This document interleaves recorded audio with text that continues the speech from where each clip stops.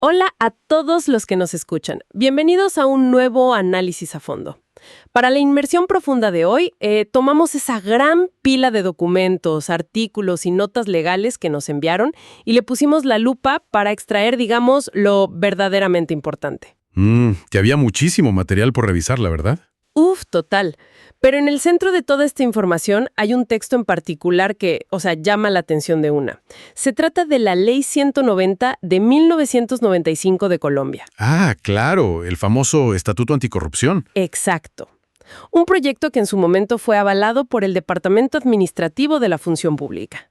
Y a ver, lo verdaderamente interesante de este material no es el año en que se redactó. Para nada. Es que leer sus páginas es como tener acceso a un manual súper detallado de todas las formas imaginables en las que el ser humano es capaz de hacer trampa. Sí.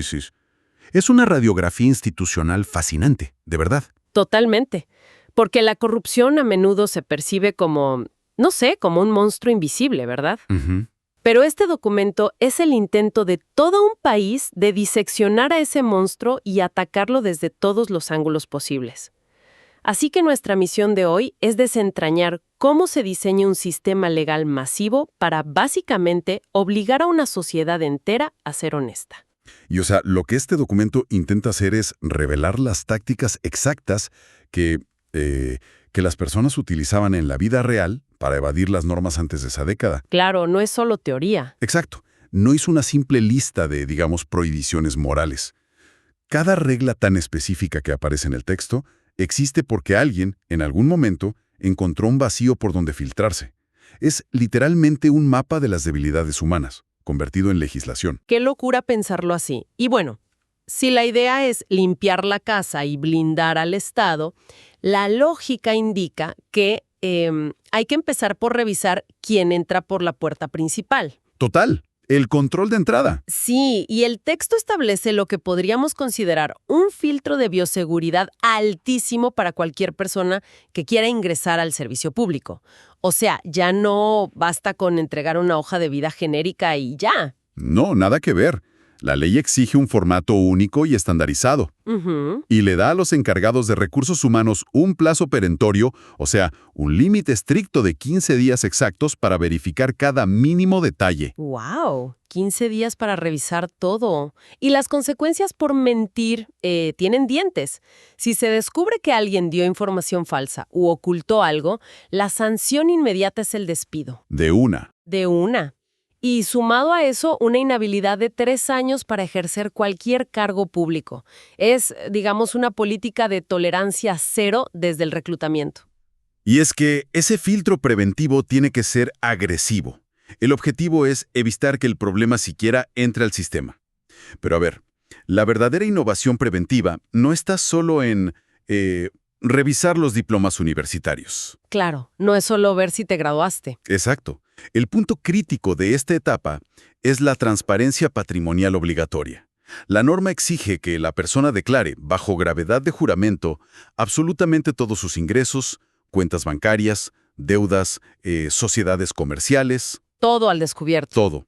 E incluye cuentas a nivel nacional y en el exterior, y esto debe actualizarse cada año sin falta. Bueno, vamos a desempacar esto, porque revisando esa parte del documento, hay un requerimiento que, no sé, me parece que va como demasiado lejos. ¿Cuál te llamó la atención?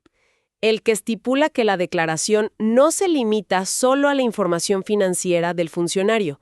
También exige declarar los bienes y rentas del cónyuge, del compañero permanente y, ojo con esto, de los parientes en primer grado. Los padres y los hijos. Exacto. O sea, entiendo la necesidad de transparencia, pero esto suena como a un acuerdo prenupcial hiper estricto, pero con el Estado. ¿Por qué necesitan saber cuánta plata tiene la suegra o el esposo de un empleado público? Sí, desde afuera suena a una invasión a la privacidad brutal. Totalmente. Pero, si conectamos esto con el panorama general de cómo opera realmente la criminalidad financiera a gran escala, pues tiene todo el sentido del mundo. A ver, ¿cómo así? Es que la corrupción rara vez ocurre a nombre propio. O sea, una persona que planea desviar fondos del Estado no va a depositar ese dinero ilícito en su propia cuenta corriente. Claro, porque saben que los pueden auditar. Exacto. Entonces usan el testaferrato, que es básicamente usar a familiares cercanos o a terceros de confianza para ocultar esa riqueza. Es el primer truco del manual del corrupto. O sea, el dinero nunca toca las manos del funcionario directamente. Tal cual. Al exigir la información financiera de todo el núcleo familiar desde el día 1, el sistema establece una línea base. Imagínate que un funcionario mantiene el mismo salario estatal por años.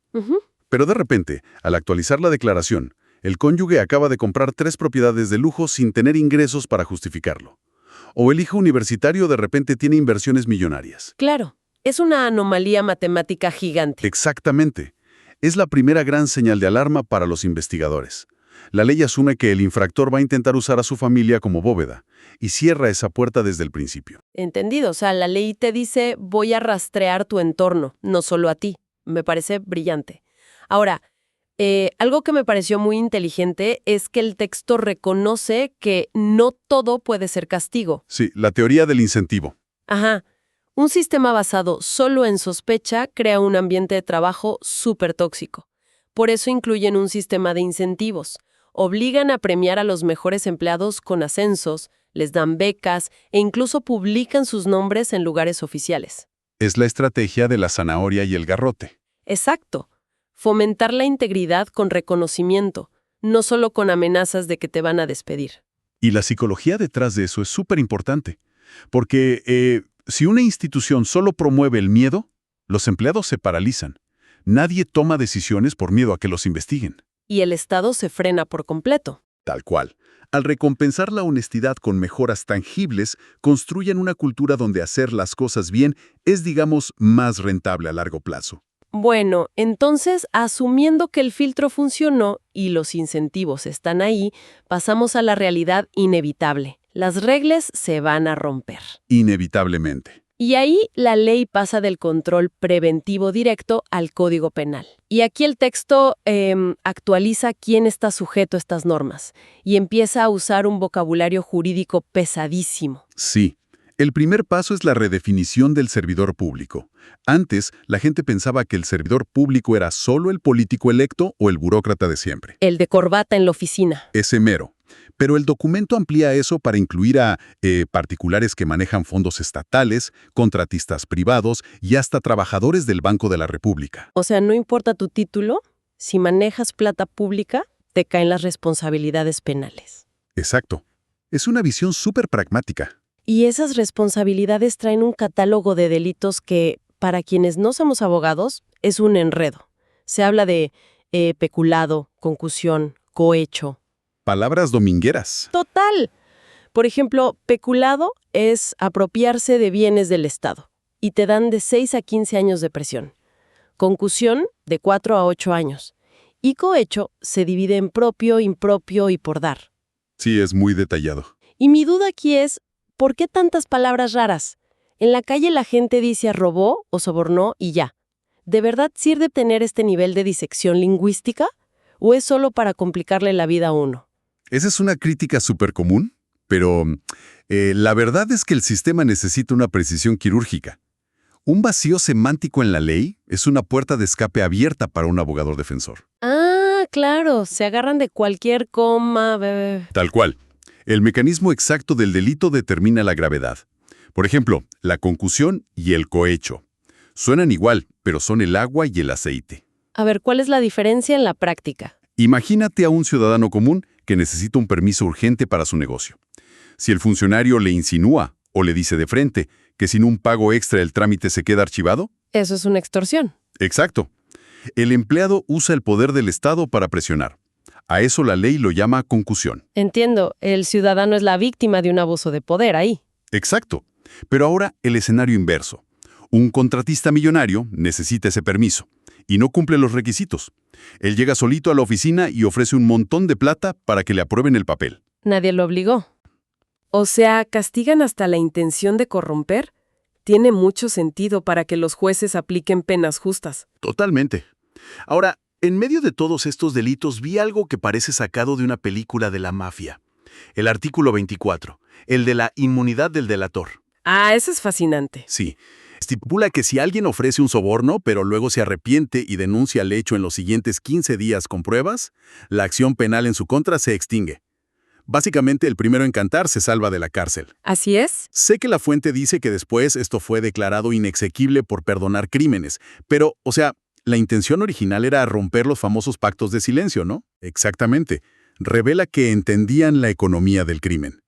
La corrupción siempre requiere al menos dos partes que confíen entre sí. Ujú.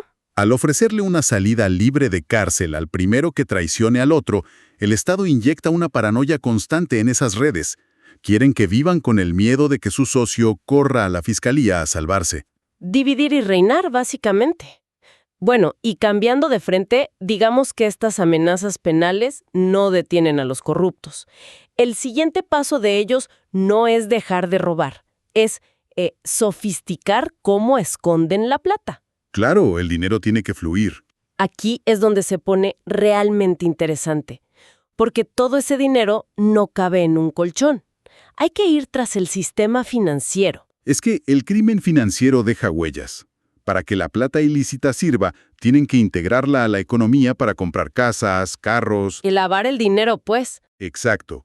Por eso la ley extiende controles estrictos a la Superintendencia de Valores, a profesionales de comercio exterior y hasta los casinos. Lugares clásicos para lavar plata. Sí, y obliga a los bancos a reportar cualquier operación sospechosa directo a la fiscalía. Y un detalle súper importante ahí es que le dan protección total a la entidad y al empleado que reporta. O sea, no te pueden demandar por delatar movimientos extraños de un cliente poderoso. Es vital para proteger a los analistas de banco. Pero hay una figura legal en esta parte financiera que me voló la cabeza. El artículo 44, el de levantar el velo corporativo. O sea, es como si le dieran a la justicia visión de rayos X para ver a través de corporaciones fantasma. Me encanta esa analogía de los rayos X. Ilustra la mecánica perfecto. A ver, en el derecho comercial, el velo corporativo protege a los inversionistas. Si una empresa quiebra, no te quitan tus bienes personales. Separan a la persona de la empresa. Exacto. Pero los criminales agarraron este escudo para ocultarse. Crean laberintos. Una empresa fantasma aquí es dueña de otra en otro país. Y el dinero se pierde en un mar de juntas directivas de papel y siglas. Tal cual. Entonces, levantar el velo corporativo autoriza a los jueces a ignorar toda esa fachada legal. Si hay pruebas de que la empresa se usa para delitos, el juez atraviesa el velo y va por el beneficiario final. Descubren al titiritero que maneja los hilos, a la persona de carne y hueso que se está enriqueciendo. Exactamente. Le quitan el escudo a la criminalidad de cuello blanco. Y para lograr vigilar todo esto, el Estado hace algo inesperado. Acude al sector privado. El artículo 80 impone responsabilidades a los revisores fiscales, o sea, a los auditores privados de las empresas. Sí, es un cambio de juego. Les exigen vigilar que sus propios clientes no paguen sobornos al Estado, y deben reportarlo. Pero, ¿no esa es una confesión de debilidad? Que el gobierno dependa de auditores que reciben su sueldo de las mismas empresas que vigilan, suena a un conflicto de intereses brutal. Es una crítica súper válida. Pero digamos que desde una perspectiva pragmática, nace de aceptar los límites del Estado. Ningún gobierno tiene la capacidad de poner un inspector público a revisar cada recibo de cada empresa privada que contrata con ellos. Claro, la burocracia colapsaría al día siguiente. Por lo tanto, convierten a los auditores privados en guardianes descentralizados. Les dicen, si tú ocultas esto, pierdes tu licencia y vas preso. Altera por completo el riesgo del auditor. Pasa de ser un asesor privado a un vigilante público. Exacto. Pero bueno, incluso con auditores y jueces con visión de rayos X, el sistema falla. Los bancos se hacen los de la vista gorda a veces. Y ahí el documento deja claro que la última red de seguridad es la sociedad civil y los medios de comunicación. ¿El control social? Total. Por ejemplo, si una ONG desvía fondos, pierde su personería jurídica. Pero lo que más me llamó la atención es el artículo 51 sobre la transparencia extrema para alcaldías y gobernaciones. Ah, sí. La obligación de publicar. Tienen que publicar cada mes qué compraron, a quién y por cuánto. Pero la ley dice explícitamente que deben usar un lenguaje sencillo y accesible al ciudadano común. O sea, una ley nacional ordenándole a los burócratas que dejen de usar jerga para que la gente normal entienda en qué se gasta su plata. Y esto plantea una pregunta importante. ¿Por qué una ley penal gastaría tiempo regulando algo tan abstracto como la sencillez del lenguaje? Pues porque la complejidad confunde. Exacto. La complejidad técnica funciona como una barrera. Cuando escondes el gasto detrás de acrónimos que solo un economista entiende, aíslas el conocimiento en una élite. Y una élite nunca es suficiente para vigilar todo un país. El único contrapeso real es el escrutinio masivo de millones de ciudadanos informados. Democratizar la información. Y por eso mismo la ley ordena meter educación cívica sobre estos temas en los colegios, para formar vigilantes desde chiquitos. Y esa sociedad vigilante necesita una herramienta clave: el periodismo. Fundamental. El marco legal protege investigaciones periodísticas. Es falta grave que un funcionario le niegue documentos públicos a la prensa. E incluso, bajo reserva, pueden informar sobre procesos penales. Reconocen que a veces el escándalo público es lo único que reactiva la justicia cuando el sistema interno está paralizado. Entonces, ¿qué significa todo esto? Al llegar al final de este recorrido, vemos que la Ley 190 no es solo un documento de castigos, es un rediseño enorme de la arquitectura social. Totalmente de acuerdo. O sea, empezamos filtrando la hoja de vida de un empleado, pasamos por penas de cárcel y rastreo de lavado de activos, y terminamos protegiendo al periodista que destapa el escándalo y exigiendo lenguaje sencillo. Es un sistema completo. Sí, y por eso este tipo de inmersión es súper valiosa para quienes buscan aprender de verdad. Entender la corrupción no es solo indignarse viendo las noticias o leyendo Twitter, es comprender los sistemas que intentan contener nuestra naturaleza humana y cómo podemos usar herramientas como el derecho a la información para vigilar a nuestras propias instituciones. Es un mapa detallado de esa carrera constante entre la democracia y el crimen. Y bueno, para cerrar, me parece pertinente proponer una paradoja institucional para que la audiencia la reflexione. A ver, cuéntanos. Hemos visto cómo esta ley crea normativas microscópicas: reportar patrimonios de familiares, tipificaciones complejas para los sobornos, procesos para atravesar velos corporativos. Todo para no dejar grietas. Accidental, laberintos legales tan enredados que el ciudadano común ya no puede vigilar de verdad. ¡Qué buen punto! Es posible que al final solo los grandes corruptos, los que tienen dinero para pagar a los mejores bufetes de abogados, sean los únicos capaces de encontrar nuevas vías de escape en ese laberinto. A veces, al tejer una red tan compleja, el sistema termina atrapando solo a los infractores pequeños, mientras los grandes depredadores aprenden a deslizarse por las brechas. Definitivamente algo para quedarse pensando. Muchas gracias a todos por acompañarnos hoy en este análisis profundo. Nos escuchamos en la próxima.